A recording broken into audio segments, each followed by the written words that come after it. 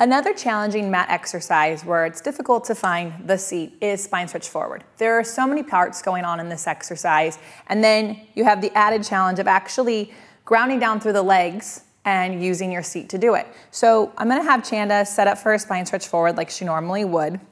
And what you can see is a little bit of gripping here in the hip flexors, which is hard to get out of because you're sitting in this angle. And so what I'd like her to do is actually narrow her legs off, put the magic circle around her feet. She's gonna flex her feet back and push out on it.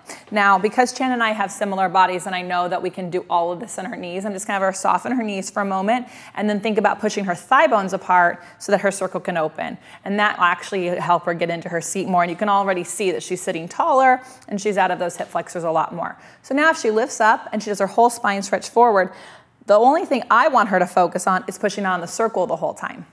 It's easy to think about all the other parts, but what I want her to find is that down stretch, right? There's a reach from the heels as much as there's a reach from the arms and the stomach going back. So she's reaching her heels away and pushing out on the circle to find her seat. Now, you always want to challenge yourself without a prop. So she's gonna try to find that same thing again. How can she find her seat? She's shaking a little bit, and then she's gonna lift up and exhale over and keep her seat on so she can only go as far forward as that will stay on.